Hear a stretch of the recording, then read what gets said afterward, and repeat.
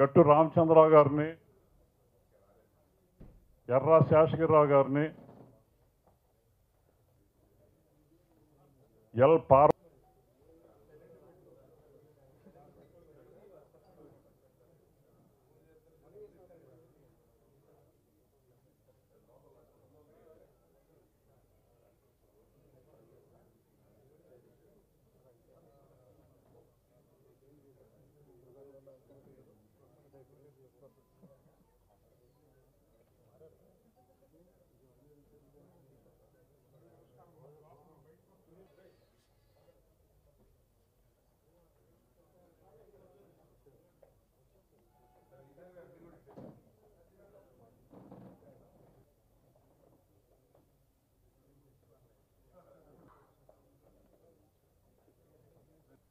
వారు మనందరికి సంవత్సరాల ముందు షిరిడి సాయిబాబా మహాత్మ్యం అనే చలనచిత్రంలో షిరిడి సాయిబాబాగా ప్రేక్షకులందరినీ అలరించారు.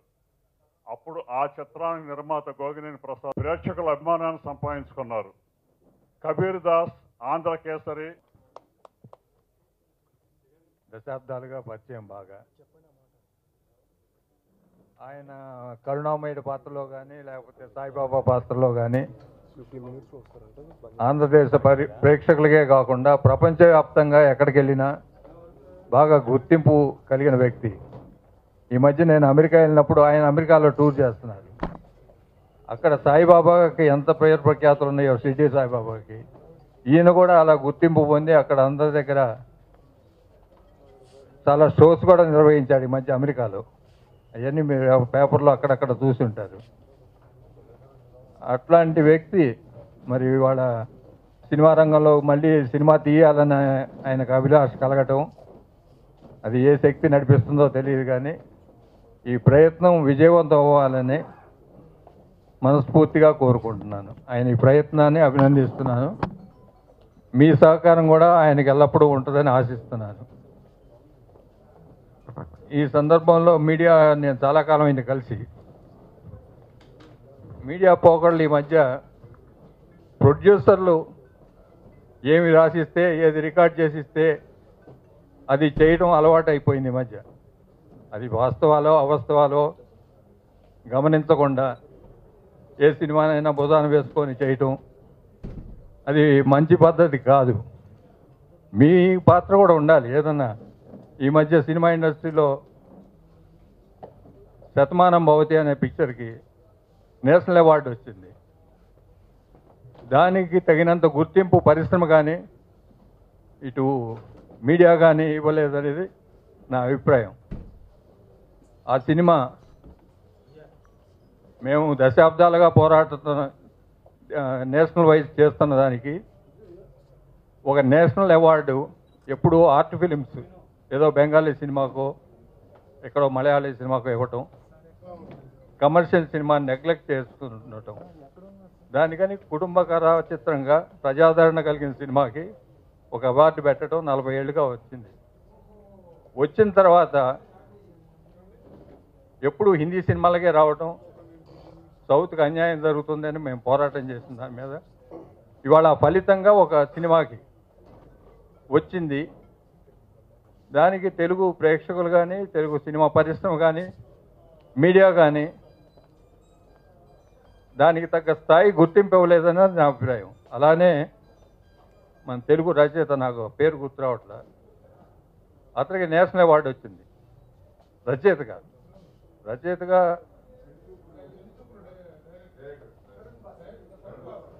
డైరెక్టరేనా? అదే ఒక రచయితగా నేషనల్గా గుర్తింపు వచ్చి ఒక తెలుగు సినిమాకి గుర్తింపు వస్తే దానికి తగ్గ ప్రొజెక్షన్ రాలేదు ఫిల్మ్ ఇండస్ట్రీలో కానీ లేకపోతే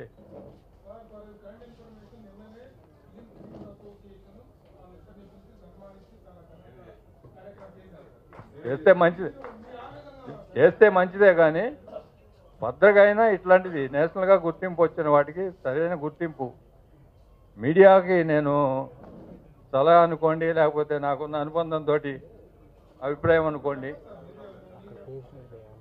ఏదైనా ఇట్లాంటివి జరిగినప్పుడు కొంచెం ప్రొజెక్ట్ చేసి ఏదో వాళ్ళు రాసిచ్చినవి కాకుండా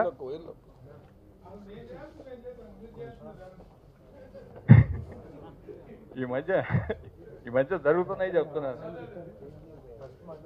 మామూలుగా వాళ్ళు పబ్లిసిటీ రూపంగా ఏదైనా ఇస్తే వాళ్ళు ఇష్టం వచ్చింది రాసుకోనండి. ఆ సినిమాకి అంత కలెక్షన్ వచ్చింది, ఈ సినిమాకి ఇంత బిజినెస్ వచ్చింది. సఫలీకృతం అవ్వాలని మనస్ఫూర్తిగా కోరుకుంటున్నాను. Thank you very much. అతనికి ఈ సాయి లీలల సినిమా ప్రారంభోత్సవం కార్యక్రమానికి అటెండ్ కావాలని చెప్పి వీరి విజయ్ చంద్ర గారు ఆహ్వానం మీద వచ్చారు. వారిని మాట్లాడవలసింది కోరుతాం.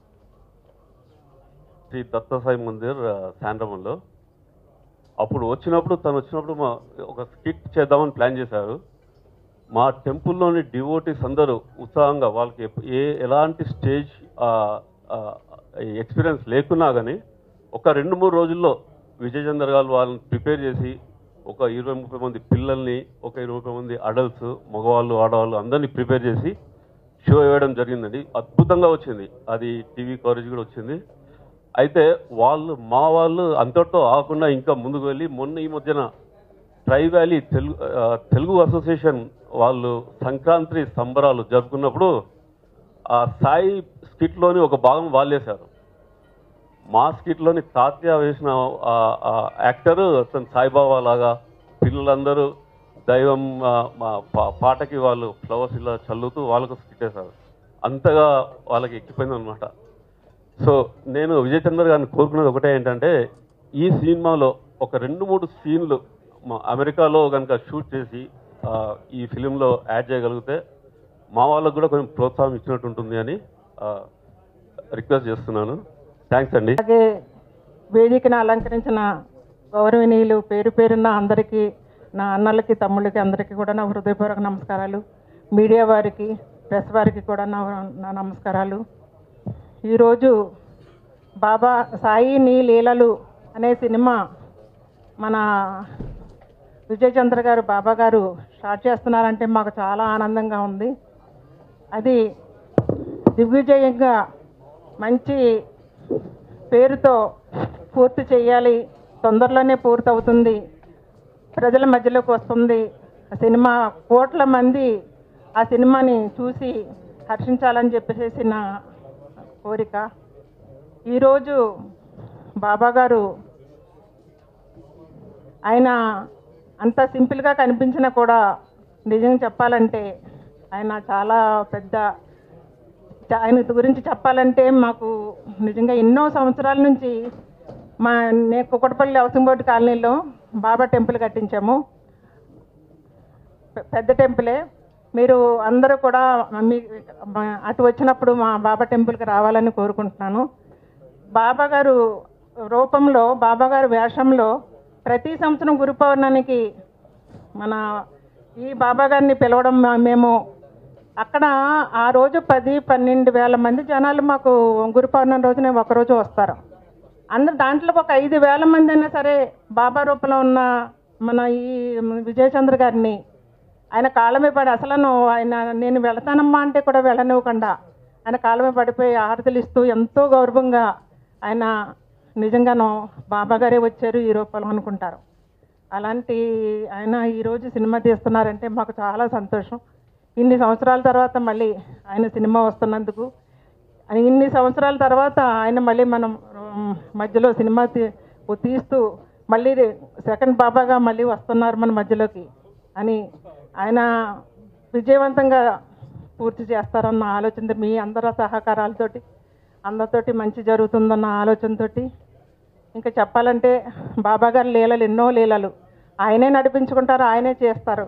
మనం నిమిత్త మాత్రమే. ఆయనని తలుచుకున్నామంటే ఏ పని కూడా సక్సెస్ అవ్వకుండా ఏది జరగదు.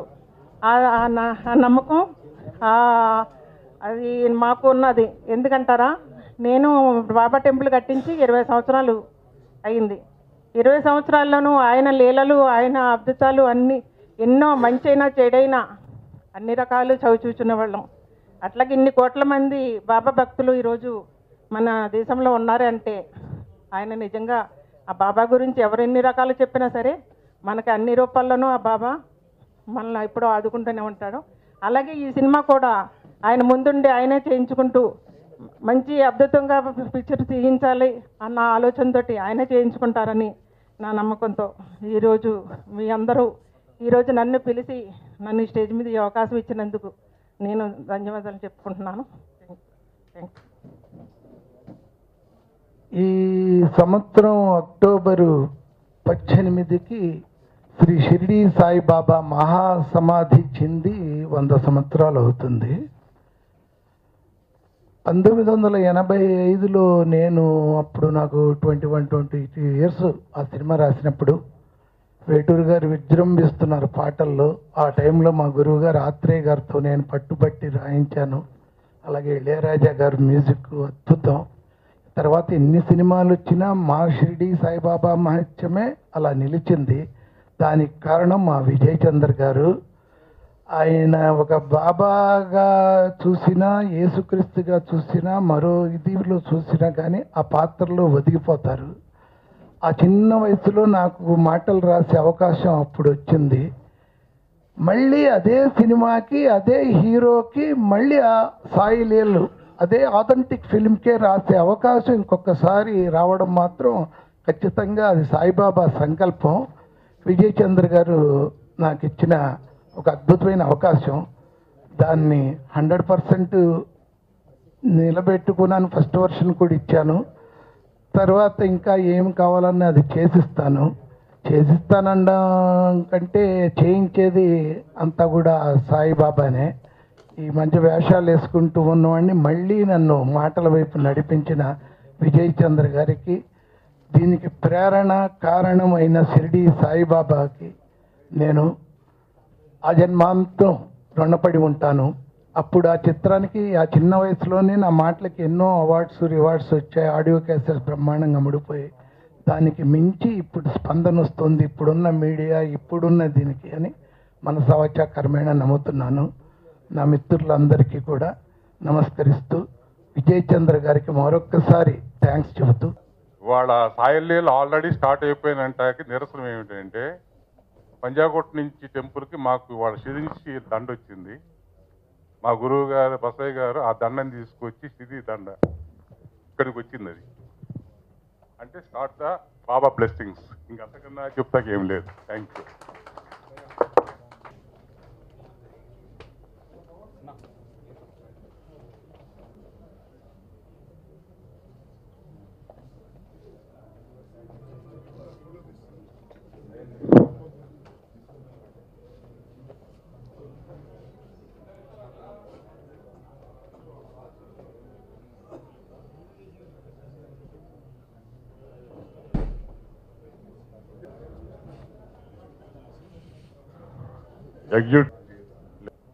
షిరిడి సాయిబాబా మహత్యం చిత్రానికి పాటలు ఆత్రేయ గారు రచించారు.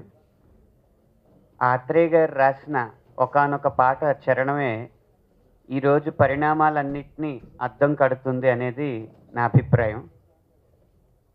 అనుకున్నామని జరగవు కొన్ని, అనుకోలేదని ఆగవు కొన్ని, జరిగినవన్నీ మంచికని అనుకోవడమే మనిషి పని అనేది. అది ఆత్రేయ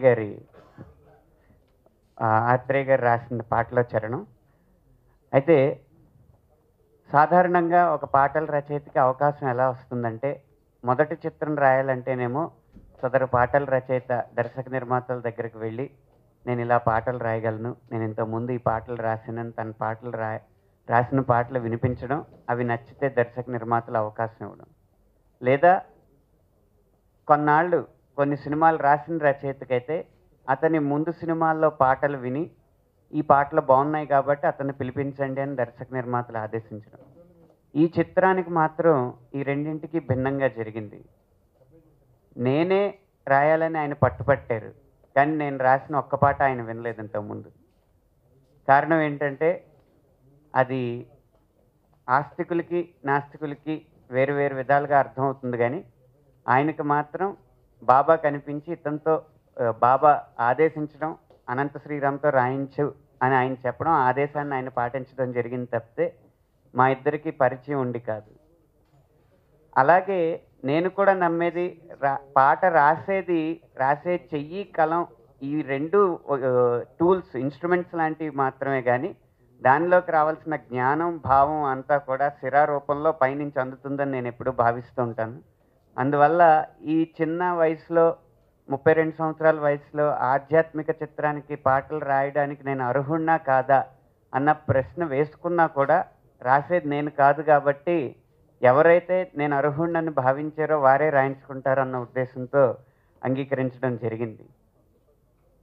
అందుకనే పాట మొదలు పెట్టమనగానే నేను మొదలు పెట్టను, దీనికి కాస్త దైవానుగ్రహం దైవాశీస్సులు కావాలి కాబట్టి ఒకసారి మనం షిరిడి వెళ్ళి దర్శించుకుని ఆ తర్వాత పని మొదలు పెడదామని ఆయన్ని నేను అభ్యర్థించడం జరిగింది. దాన్ని మన్నించి మా కుటుంబాన్ని వారు షిరిడి తీసుకువెళ్ళి ఆ ద్వారకమాయిలో మొదటి పారితోషికాన్ని ద్వారకామాయిలో నాకు అందించి అప్పుడు పని మొదలు పెట్టమన్నారు. ఇవన్నీ కాకతాళీయంగా జరుగుతున్న సందర్భంలో ఒకరోజు అమాంతంగా నన్ను పిలిచి, ఈ పాటలు నువ్వు రాస్తున్నప్పుడు ఏదైతే నాకు వినిపిస్తుందో అదే సహజమైన సంగీతం అని నాకు అనిపిస్తుంది కాబట్టి నువ్వే దీనికి స్వరకర్తగా, ఈ పాటలకు స్వరకర్తగా వ్యవహరించమని ఆయన కోరడం జరిగింది. నాకు తెలిసిన అర్హత ఏంటో స్వరకర్తగా, కానీ వేరే ఏ సినిమా అయినా నేను ఆ బాధ్యత నేను మోయలేనండి, నేను అర్హుణ్ణి కాదు అని చెప్తును. కానీ ఈ సినిమాని నడిపించేది ఆయన కాదు, ఈ సినిమాని పూర్తి చేసేది ఆయన కాదు కాబట్టి ఎవరైతే ఈ సినిమాని తీస్తున్నారో, ఎవరైతే ఈ సినిమాకి ఆదేశాలు అందజేస్తున్నారో ఆయన నుంచే ఆదేశం వచ్చిందని భావించి నేను ఆ పనికి కూడా అంగీకరించడం జరిగింది. కాకపోతే పాటలు అనంత శ్రీరామ్ పేరు మీద వస్తాయి, సంగీతం మాత్రం ఆది అనంత్ అని ఒక కొత్త నామధేయం నేను పెట్టడం జరిగింది. ఆది అనంత్ అన్న పేరుతో సంగీతం ఈ సినిమాకి రూపుదిద్దుకోబోతుంది. ఈ ఆది అనంత్ అన్న పదంలో అంతరార్థం ఏంటో, ఆంతర్యం ఏమిటో భవిష్యత్తులో తెలియజేస్తాను. ప్రస్తుతానికి చెప్పడం సమంజసం కాదని నేను భావిస్తున్నాను. ఈ సదవకాశాన్ని నేను సద్వినియోగం చేసుకుంటానని బాబా ఆశీస్సులతో ఈ సత్కార్యాన్ని పూర్తి చేయగలనని నమ్మకంతో మీ ముందు విరమిస్తున్నాను. తొందరగానే ఇవ్వాలి అనేది ప్రజల్లో బాగా ప్రూవ్ అయిపోయింది. నా పేరు జిఎల్బి శ్రీనివాస్. సాయే దైవం సినిమా నేను సార్కు చెప్పగానే ఆయన క్యారెక్టర్కు ఓకే అని నాకు ఆయన చేసినందుకు ప్రత్యేకంగా కృతజ్ఞతలు చెప్తున్నాం విజయచంద్ర గారికి. ఇప్పుడు సెన్సార్లో ఉంది, నెక్స్ట్ రిలీజ్కి ప్లాన్ చేస్తున్నాం. సాయే దైవం సినిమా అంటే సారు 32 సంవత్సరాల తర్వాత మళ్ళీ ఈ సినిమా చేయడం కూడా నాకు అదృష్టంగా భావిస్తున్నాను. ముఖ్యంగా షిరిడి సాయిబాబా భక్తులందరికీ వచ్చినందుకు అందరికీ పేరు పేరున కూడా హృదయపూర్వకంగా కృతజ్ఞతలు తెలుపుకుంటున్నాం. అంటే ప్రపంచంలో ఏ దేవుడికి ఇలాంటి అభిషేకాలు జరగవు. అంటే అలాగనే కొనసాగుతూ ఉంది గంగా ప్రవాహంలాగా. తర్వాత విజయచంద్ర గారు అనేక సినిమాలు, మొట్టమొదటిసారి బుద్ధిమంతుడు, మరో ప్రపంచం, రౌడీ రాణి, సుపుత్రుడు, బస్తీ బుల్బుల్, సిఐడి రాజు, ఇంకా అనేక చిత్రాలు నటించారు. ఎన్ని చిత్రాలు నటించింది వారి సినిమా నేను మొట్టమొదటి షో చీరాలో, గుంటూరు, చిలకలూరుపేట వెళ్ళి చూడటం. అప్పుడు తర్వాత వారికి ఫోన్ ద్వారాను లెటర్ ద్వారాను అవి చెప్పారు. ఎంత యథార్థం అది, నీతిమంతుడు ఎంత చెప్తున్నాను. శేషగిరిరావు, ఇవాళ నేను నా మార్కెట్ అనుకున్నంత బాగాలే. నువ్వు నా మిత్రుడు, నువ్వు బాగుండాలి, నన్ను నమ్మొచ్చి సినిమా తీస్తే నువ్వు బాగుండాలి తప్ప పలానా విజయచంద్ర వల్ల చెడిపోయావనే చెడ్డ పేరు నీకు రాకూడదు, నాకు రాకూడదు. కాబట్టి నువ్వు నాతో సినిమా అనే ఆలోచన ఇప్పుడు పెట్టుకోవద్దు అని చెప్పి ఆ రోజున అంత ఆత్మీయతని, స్నేహానికి విలువిచ్చిన మనిషి విజయచంద్ర గారు. సరే, నేను విజయచంద్ర గారి గురించి బాధపడుతూ ఉండేవాడిని. ఆయన మంచి టాలెంట్ ఉందని నాకు తెలుసు, కానీ అంత ప్రతిభకు గుర్తింపు రాలేదనే బాధ మాత్రం నాలో ఎప్పుడు. పాత్రికేయ మిత్రులందరికీ కూడా మనస్ఫూర్తిగా మీ అందరికీ అభివందనలు చెప్తూ, ఈరోజు మీ అందరితో చాలా కాలం తర్వాత మరొకసారి మిమ్మల్ని కలిసే అవకాశం నాకు కలిగినందుకు నాకు ఎంతో ఆనందంగా ఉంది. ముఖ్యంగా ఈరోజు ఈ వేదికను అలంకరించినటువంటి పెద్దలందరికీ నా యొక్క ఇన్విటేషన్ యోగాన్ని వచ్చి నాకు అభివందనలు చెబుతూ ఈ సినిమా సక్సెస్ అవ్వాలని కోరుకుంటూ ప్రతి ఒక్కరు కూడా మనస్ఫూర్తిగా చెప్పుకుంటున్నాం. ముఖ్యంగా శేషగిరిరావు గారు, అలాగే మా కాజా సోనాయన్ గారు, అలాగే అమెరికా నుంచి వచ్చిన వారు, ఇక్కడ టెంపుల్స్ నుంచి వచ్చిన వారు సుబ్బారెడ్డి గారు, అలాగే అనుమూరు జగన్మోహన్ రావు గారు, ఇకపోతే ఆయన వాళ్ళు రాలేకపోయారు.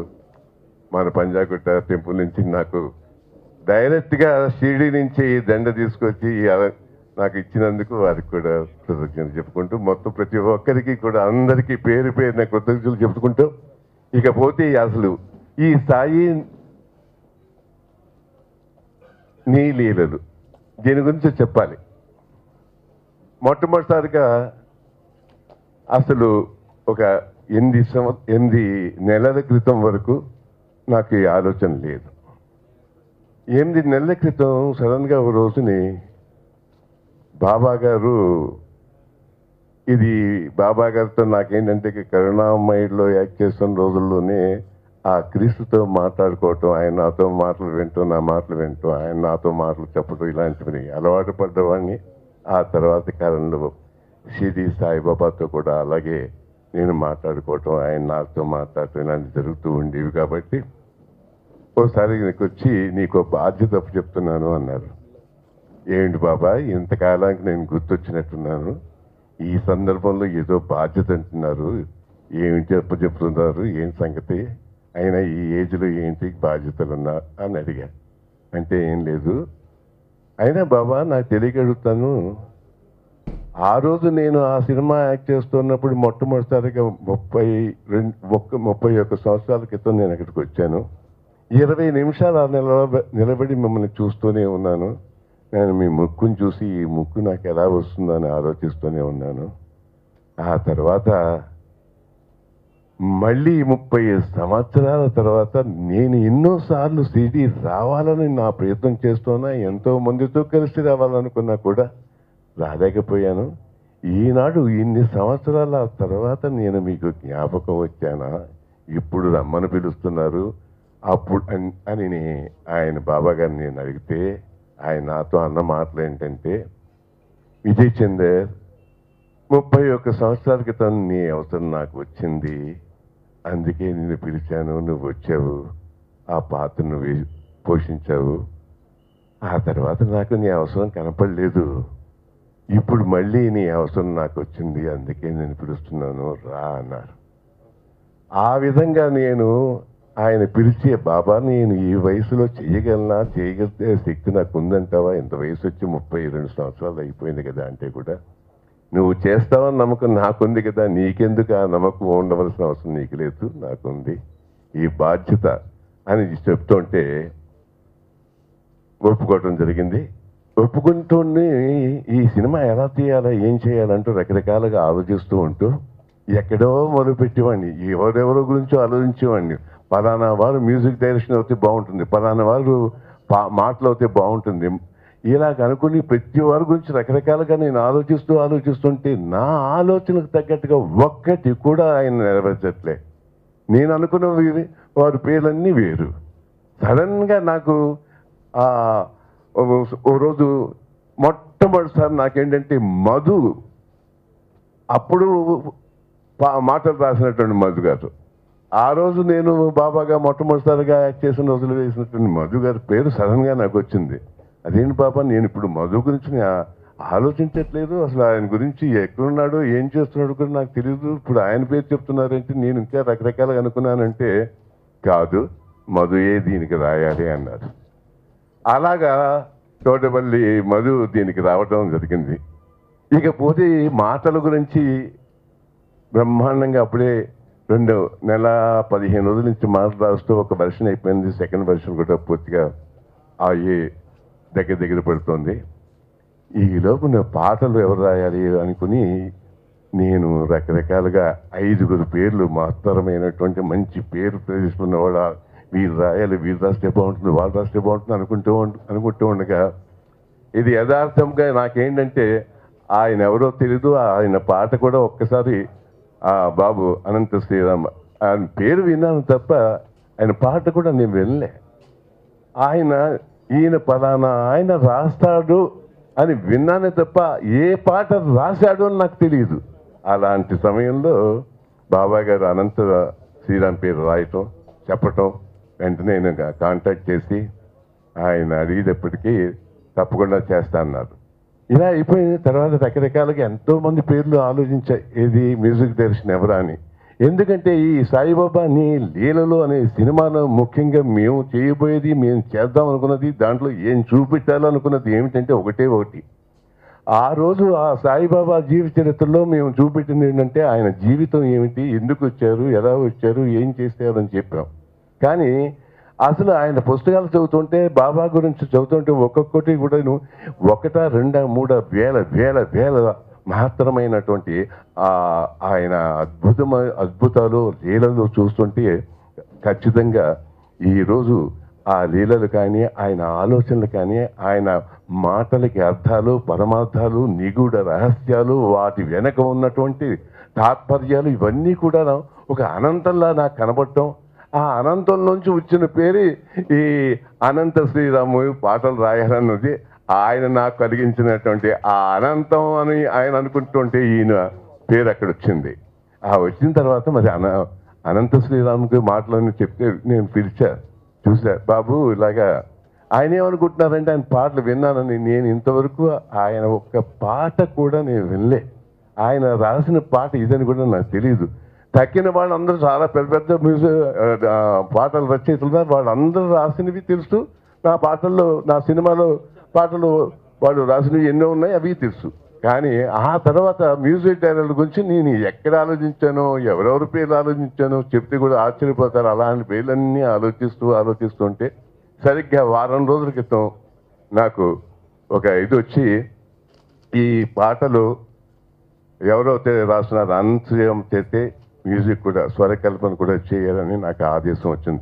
ఈ సినిమాలో నేను మళ్ళీ చేయాలని నాకు ఆ బాబా గారి ఆదేశం ఏ విధంగా వచ్చిందో, ఆయన ఆదేశాల ప్రకారంగా నేను అనుకున్నది ఒక్కటి కూడా కాకుండా ఆయన చెప్పిన ప్రతి పేరు కూడా అలా వస్తూ వచ్చి ఆయన చెప్పగా నేను ఇది బాబా ఆదేశం అని నేను నమ్ముతున్నాను అన్న మాట ఉంది. ఎందుకంటే నాకు ఆయనతో పరిచయం తర్వాత మొట్టమొదటిసారిగా మాట్లాడుతున్నప్పుడు చెప్పిన మాట ఏంటంటే, విజయ్ చంద్ర గారు మీకు తెలుసో తెలియదో కానివ్వండి, నేను మొట్టమొదటిసారిగా 11 సంవత్సరాలన్నప్పుడు ఒక పాట రాసుకున్నానండి. ఆ పాట ఎవరి మీద రాశానో తెలుసా అండి? బాబా గారి గురించి, బాబా మీద నేను పాట రాశానండి. ఈనాళ్ళగా మళ్ళీ ఆ పాటలు, ఈ సినిమాలో పాటలన్నీ కూడా బాబా గారు నాకు ఇస్తున్నారు అని మీరు అంటుంటే అది నేను నమ్ముతున్నాను సార్. స్వచ్ఛంగా ఆయనే నన్ను ఎన్నుకుని ఈ పాటలు రాసే బాధ్యత నాకు ఇచ్చారని నేను నమ్ముతున్నాను అని ఇచ్చేసినటువంటి యంగ్ డైనమిక్ ఇద్దరు ఒకళ్ళ మాటలు.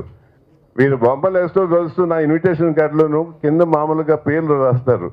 పాటలు తోటపల్లి మధు గారని, అలాగే పాటలు అనంత శ్రీరామన్ రాయాలి.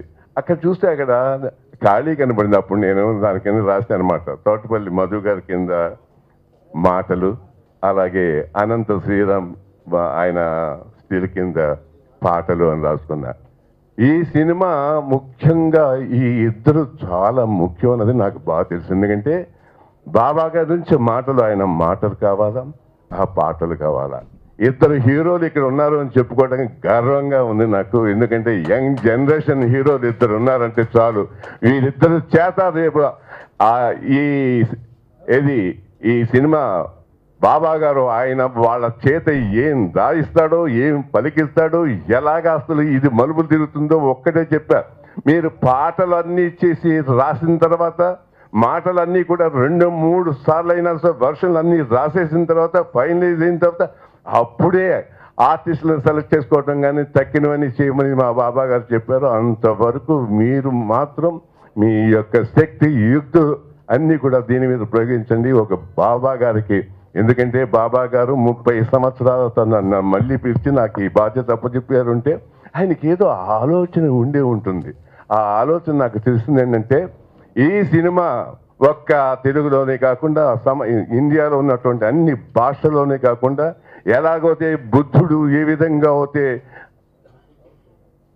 జాపనీస్ అన్ని భాషల్లోకి వెళ్ళినట్టుగా వెళ్ళారు బాబా గారు, ఆలోచన మాత్రం నాకు ఖచ్చితంగా తెలిసింది ఏంటంటే, ప్రపంచంలో ఉన్నటువంటి అన్ని భాషల్లో కూడా ఈ సినిమాని ఆయన తీసుకువెళ్ళే ప్రయత్నం ఉంది. అందుకే ఈ 100 సంవత్సరాల్లో బాబా గారి యొక్క ఇది ఉత్సవాలు జరుగుతున్న సందర్భంలో నాకు ఈ అవకాశం ఇచ్చి నన్ను మళ్ళీ పిలిచి చేయించుకుంటున్నందుకు బాబా గారు మీరు అప్పు చెప్పిన బాధ్యతను మాత్రం చాలా ఖచ్చితంగా పగడ్బందీగా ఇటువంటి యంగ్ జనరేషన్ నా వెనకాల ఉండగా బాగా మాత్రం చేయగలరు, చేస్తానని నమ్మకం ఉంది.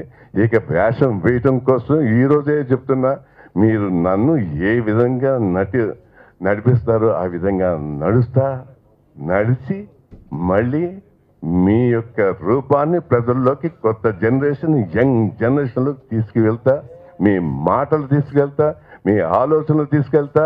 మీకున్నటువంటి మహత్తరమైన ఆలోచన ఎవరైనా ఎప్పుడైనా సరే ఏ రూపంలో అయినా సరే భగవంతుని మీరు ప్రార్థించుకోవచ్చు. బాబా గారు చెప్పింది ఏ రూపంలోనైనా సరే నువ్వు ప్రార్థించు, అది చాలు. కులాలకి మతాలకి అతీతమైనటువంటి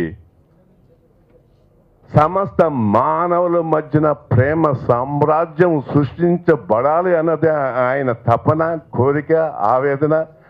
అందరి ప్రజల్లోనూ అందరి మానవత్వంలోనూ ఒక మహత్తరమైన మార్పు రావాలన్న కోరుతూ ఉన్నటువంటి ఆ బాబా గారి ఆలోచనలకి మాత్రం ఆయన ప్రకారంగానే, ఆయన ఆలోచనల ప్రకారంగానే ఆయన ఏ విధంగా ఆదేశిస్తారో ఆ ఆదేశాల అనుగుణంగానే వీరిద్దరూ రాస్తారు, చేస్తారు అని నమ్మకం ఉంది. అలాగే మీకు మహత్తరమైన సినిమాను మాత్రం నేను ఇవ్వగలుగుతాను.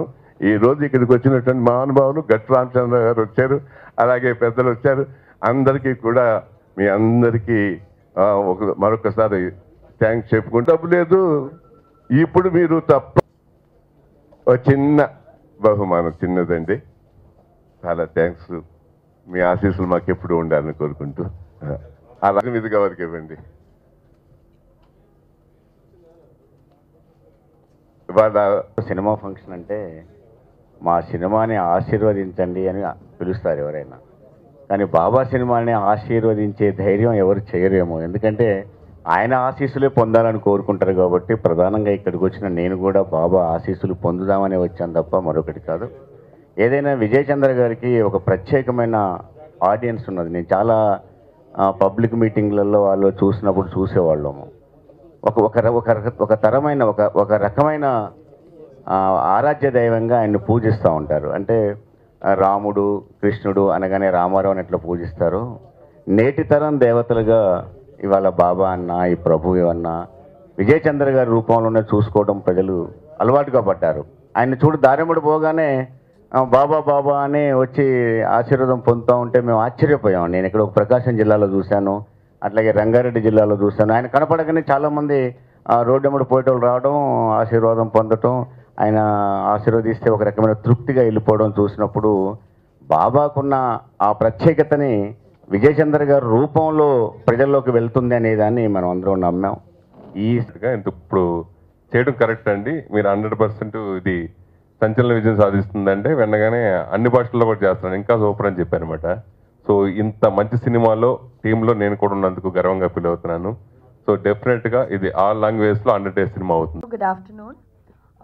Angels, a genre I've never tried before. It's a movie I'm looking forward to because there are a lot of elements in the film that I've never experienced or tried before, and I'm very excited about that. And for the first time, I'm senior to someone on the set.